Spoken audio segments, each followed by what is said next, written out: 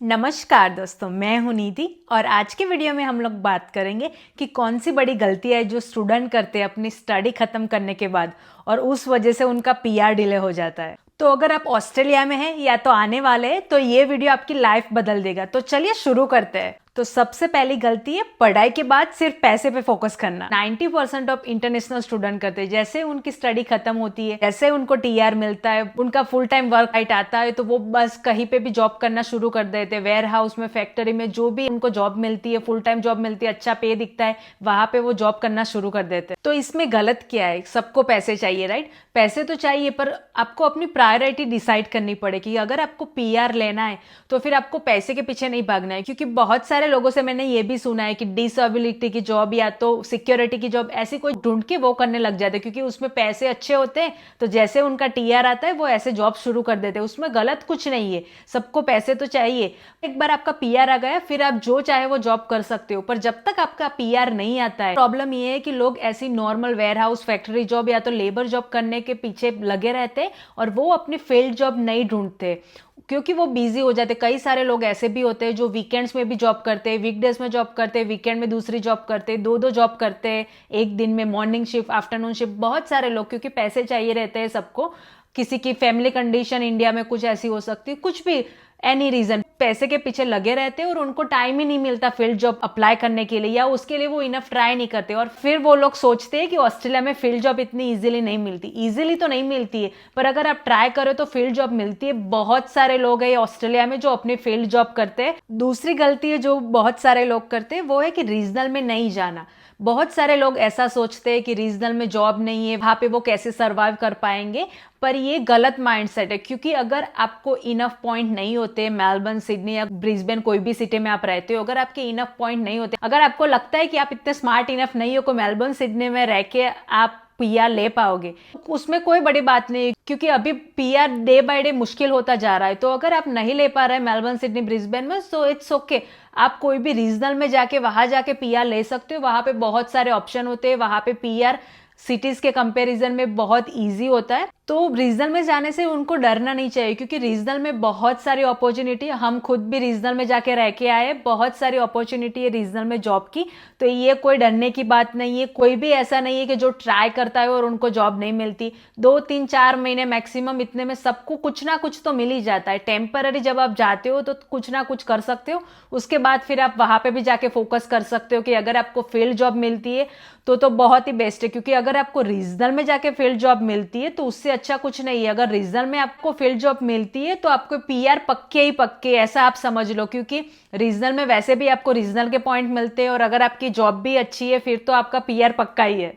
ये बात है कि रीजनल में मेलबर्न, सिडनी, ब्रिस्बेन की कंपैरिजन में जॉब अपॉर्चुनिटी इतनी नहीं होती है, पर फिर भी अगर आप ट्राई करते रहो तो आपको जॉब मिल ही जाएगी। तो अगर आप रीजनल में जाने से डरते हो तो बिल्कुल मत डरिए, वहां पे बहुत सारी अपॉर्चुनिटी है। जैसे ही आपकी स्टडी खत्म होती है, अगर आपको लगता है कि आपका पीआर मेलबर्न, सिडनी, ब्रिस्बेन में लाके नहीं होने वाला है, तो जल्दी से जल्दी आप मूव हो जाओ और वहां पे जाके ट्राई करो। अपना टाइम मत वेस्ट करो। तीसरी गलती है जो बहुत सारे लोग करते हैं कि रीजनल में मूव होने का लास्ट टाइम पे सोचना। वो उनका जैसे स्टडी खत्म होता है, जैसे ही टीआर आता है, तो लोग सोचते हैं कुछ नहीं, अभी तो 2 3 साल है। क्योंकि बहुत सारे कोर्स में बीच में जब कोविड टाइम था तब भी वो लोग टीआर ज्यादा दे रहे थे, 3 3 4 4 साल के टीआर लोगों को मिल रहे थे। तो वो सब लोग सोचते हैं कि अभी तो 2 3 साल है, जब लास्ट के 6 महीने रह जाएंगे, अगर यहाँ पे रह के, सिटी में रह के कुछ नहीं हुआ तो फिर हम रीजनल में बाद में मूव हो जाएंगे। पर ये सबसे बड़ी गलती है, क्योंकि अगर आप रीजनल में भी जाते हो, वहां पे जाते हो, वहां पे जाके जॉब ढूंढते हो, वहां पे जाके अच्छे से सेटल होते हो, उतने में ही आपके 6 महीने निकल जाते हो। अगर आपको अप्लाई करना है 190, 491 ऐसे कोई भी वीजा के लिए, तो आपको वहां पे जॉब एक्सपीरियंस भी दिखाना होता है। आप जब तक एलिजिबल होते हो उतने में 1 2 साल निकल जाते हैं, इतना क्विक प्रोसेस नहीं होता है। तो जैसे ही आपकी स्टडी खत्म होती है वैसे ही अगर आप मूव होने का डिसीजन लेते हो तो वो बेस्ट डिसीजन है। वेट मत करो। अगर आपको लगता है कि नहीं हो पाएगा सिटी में रह के, तो मूव हो जाओ। डरो मत कि क्या होगा क्या नहीं। बहुत सारे लोगों को ऐसा होता है कि जब वो स्टूडेंट वीजा पे होते हैं, अगर कोई जॉब कर रहे हो, वहां पे उनको अपॉर्चुनिटी होती है कि जैसे ही उनको टीआर वीजा मिलता है, वो जॉब वाले उनको फुल टाइम वर्क राइट होने की वजह से उनको फुल टाइम हायर कर देते हैं। तो वो लोग डरते हैं कि अभी अच्छी खासी जॉब चल रही है, सब कुछ सेट है यहाँ पे रह के, तो उनको क्यों मूव होना है रीजनल में जाके और फिर से वो सब क्यों शुरू करना है।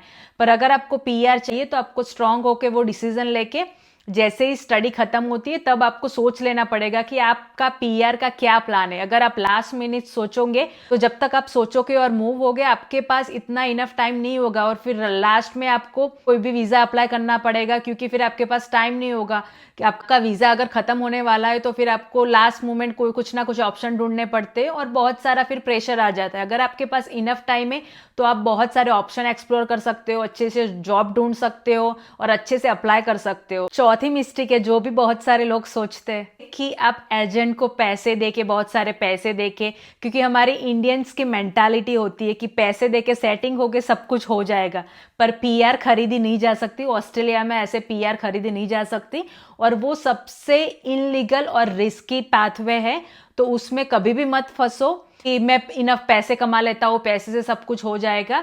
वो सबसे गलत पाथवे। आप ऐसे भी सोच सकते हो ना कि अगर आप यहाँ पे रह के किसी को एक्स्ट्रा मनी देके कुछ करने का सोच रहे हो तो उससे अच्छा तो आप रीजनल में जाओ।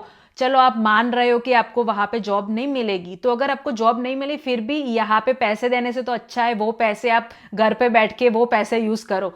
तो ये गलत चीज तो कभी भी मत करना, ये तो वर्स्ट पॉइंट है कि अगर कोई सोच रहा है तो। उसके बाद जो गलती है वो भी बहुत सारे लोग करते हैं कि कोई proper long term PR plan ना होना।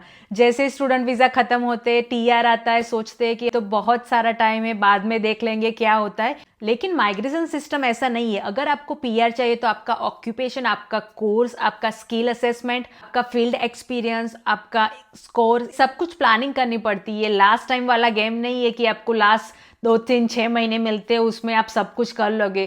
अगर आपको स्किल असेसमेंट भी करवाना है तो उसके लिए भी टाइम लगता है, डिपेंड करता है आपके ऑक्यूपेशन पे। अगर जैसे आपका ऑक्यूपेशन इंजीनियरिंग है तो इंजीनियरिंग में आपको प्रोजेक्ट दिखाने होते हैं, उसका स्किल असेसमेंट करवाना होता है। अगर किसी का रिजेक्ट हो जाता है तो फिर उसमें दूसरी बार करना, वो बहुत लंबी प्रोसेस है, तो आपको एडवांस में प्रिपेयर रहना होता है। जैसे आपके स्टूडेंट वीजा खत्म होने वाले हो, आप एडवांस में वो स्किल असेसमेंट करवा सकते हो, क्योंकि उसके लिए भी आईएलटीएस या पीटी के स्कोर लाने पड़ते हैं, और जब आपको फाइल रखनी होती है उसके लिए भी आपको आईएलटीएस और पीटी के स्कोर देने पड़ते हैं। तो ये सारी चीजें आपको एडवांस में प्लान करनी पड़ती है। ये लास्ट टाइम गेम नहीं है कि आपको इजीली ऐसे ही मिल जाएगा। दूसरी एक गलती है लो इंग्लिश स्कोर। बहुत सारे लोग हैं जो आईएलटीएस या पीटी देने में बहुत टाइम लगाते, सोचते हैं कि देते देते और इतनी अच्छे से प्रिपरेशन नहीं करते। अगर आप 7 ईच या 8 ईच ला पाते हो तो उससे आपको बहुत सारा बेनिफिट हो सकता है, क्योंकि उसकी वजह से आपको पीआर के पॉइंट्स ज़्यादा मिल जाएंगे, और अगर आपके पॉइंट्स ज़्यादा है तो फिर आपको पीआर लेने में इजी रहता है, आपकी फाइल स्ट्रांग होती है। तो ये भी है कि बहुत सारे लोग आईएलटीएस पीटी देने में इतना ध्यान नहीं देते, ऐसे सोचते हैं कि दे देते हैं कितना आते हैं, अगर 6 इंच आ गए तो फिर छोड़ते हैं कि अभी और मेहनत नहीं करनी। अगर आपको लगता है कि आप 7 इंच ला सकते हो तो फिर आपको थोड़ी सी मेहनत करके थोड़े टाइम के लिए अपनी जॉब और बाकी सारी प्रायोरिटी थोड़ी पीछे रख के इसको प्रायोरिटी देके आप अच्छे से स्कोर ला सकते हो। अगर आपके स्कोर अच्छे 7 ईच है तो आपको उसको एक्स्ट्रा पॉइंट मिलेंगे और उसकी वजह से आपकी फाइल स्ट्रांग होगी। तो उस पर भी आप ध्यान दें। बहुत सारे लोग हैं जो आईएलटीएस पे इतना ध्यान नहीं देते, सोचते हैं कि 6 इंच आ गए दैट्स इट, मुझे दूसरी बार नहीं देनी है। तो ये भी मेंटालिटी आप चेंज कर सकते हो, ये आपको पीआर लेने में बहुत हेल्प करेगा। और उसके बाद है ऑक्यूपेशन बिना समझे कोर्स ले लेना। बहुत सारे लोग हैं जो ऐसे ही कोई भी कोर्स लेके, उनको ऐसा होता है कि बस हमको ऑस्ट्रेलिया जाना है, कोई भी कोर्स लेके आ जाते हैं, भले ही उनका वो कोर्स रिलेवेंट ना हो उनकी स्टडी से और उनकी रिलेवेंट उनको जॉब फ्यूचर में ना भी करनी हो। तो ये भी बहुत बड़ी चीज़ है। आप जब भी ऑस्ट्रेलिया आ रहे हो, या तो अगर आपने ऑस्ट्रेलिया में स्टडी खत्म की, अगर आप दूसरी बार कोई कोर्स ले रहे हो, तो ये बहुत ही इंपॉर्टेंट चीज़ है कि आपने जो स्टडी की है, आपको जिसमें इंटरेस्ट है उसके रिलेटेड आप कोई भी कोर्स चुने। अच्छे से सही कोर्स चुनना ये बहुत ही इंपॉर्टेंट है, क्योंकि आपका कोर्स ही आपको आगे जाके पीआर में हेल्प करेगा। अगर आपका ऑक्यूपेशन लिस्ट में नहीं है तो आपको थोड़ा मुश्किल हो जाता है। तो अगर आपने अच्छे से, जब भी आपने स्टूडेंट वीज़ा डाला तब ऑलरेडी आपने रिसर्च करके अच्छे से अच्छी ऑक्यूपेशन में वीज़ा डाला है, तो आपकी पॉसिबिलिटी बढ़ जाती है और आपका स्ट्रगल वही खत्म हो जाता है। तो ये बहुत बड़ी इंपॉर्टेंट चीज़ है। ऑस्ट्रेलिया आ रहे हो तो आपको ये कंसिडर करनी चाहिए और आपको ऐसा कोर्स लेना चाहिए जो आपको आगे जाके पीआर में हेल्प करे। तो पीआर लेना मुश्किल नहीं है, पर लोग गलत रास्ते चुनते हैं और फिर पीआर की उम्मीद रखते हैं। तो ये चीज़ मत करना। अगर आपको पीआर चाहिए तो आप पहले से ही सारा अपना प्लान बनाओ, आपको क्या क्या करना है, कौन सा कोर्स लेना है, आपका स्किल असेसमेंट करवा दो टाइम पे, आपका स्कोर ला दो, इंग्लिश का स्कोर ला दो। अगर आपको मूव होने की जरूरत पड़े तो रीजनल में मूव हो जाओ। अगर आप ये सारी गलतियां नहीं करोगे तो आपको पीआर लेने में कुछ इतना मुश्किल नहीं होगा। ऑस्ट्रेलिया में पीआर इजी नहीं है पर नामुमकिन भी नहीं है, सबको पीआर मिलता है। राइट टाइम पे राइट स्टेप चुनते हो तो आपको पीआर मिलता ही है। पर वही है कि आपको अपनी प्रायोरिटीज चेंज करनी पड़ेगी, थोड़ी मेहनत करनी पड़ेगी। ऐसे बैठ के सोचने से तो पीआर मिलने वाला रहा। तो ये सारी चीजें जो आप ध्यान रख सकते हो। तो ये 4 गलतियां है जो आप बिल्कुल भी मत करना। अगर आपको पीआर चाहिए तो पैसे के पीछे मत भागना। फील्ड जॉब को ऑलवेज प्रायोरिटी देना। अगर आपको फील्ड जॉब होगी तो आपको पीआर लेने में बहुत ही आसानी होगी। रीजनल में जाने से मत डरना। रीजनल में जाके जॉब है, डेफिनेटली है। आप ट्राई करोगे तो आपको जॉब भी मिल जाएगी और वहां से आपको पीआर भी मिल जाएगा। पीआर होने के बाद आप वापस जो भी सिटी में जाना हो वो भी जा सकते हो। तो ऐसा कुछ नहीं कि आप वहां पे जाके स्टक होने वाले हो। और अपनी पीआर की प्लानिंग एडवांस में कर दो। अगर आपने ये सारे स्टेप किए तो फिर आपका पीआर कहीं पे नहीं गया, आपको पीआर मिल ही जाएगा। तो अगर आप ये सारी गलतियां नहीं करते हो तो ऑस्ट्रेलिया में अपना फ्यूचर सिक्योर कर पाओगे। पैसा कमाने के लिए तो आपके लिए पूरी जिंदगी पड़ी। आप जितना चाहे उतना पैसा कमा सकते हो एक बार आप पीआर हो जाओ। पीआर होने के लिए आपके पास थोड़े ही साल होते हैं। अगर उस टाइम पे आपने पीआर के लिए राइट टाइम में राइट स्टेप नहीं लिए, अगर आपको पीआर नहीं मिला तो ऐसा भी हो सकता है कि आपको दूसरे कोई ऑप्शन ढूंढने पड़े, या तो अगर आपका कुछ नहीं हो पाया, वीजा खत्म होने आया है तो आपको अपनी कंट्री भी वापस जाना पड़ सकता है। तो ऐसा कुछ ना हो इसके लिए ये सारी चीजों का ध्यान रखना और अपना टाइम बिल्कुल भी वेस्ट मत करना। अगर आपको ये वीडियो अच्छा लगा हो तो प्लीज वीडियो को लाइक कीजिए, चैनल को सब्सक्राइब कीजिए और दोस्तों के साथ शेयर करना ना भूलना। तो मिलते हैं फिर किसी और वीडियो में, तब तक के लिए बाय बाय।